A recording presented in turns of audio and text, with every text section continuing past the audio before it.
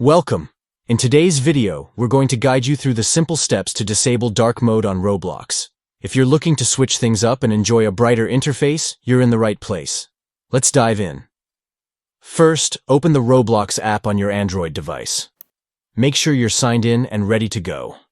Once the app is open, look for the three dots located at the bottom right corner of your screen.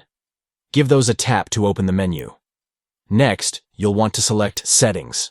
This is where you can adjust various preferences related to your account. After tapping on Settings, scroll down until you find Account Info. This section holds more options for personalizing your experience. Now comes the fun part. Scroll down to the Themes section.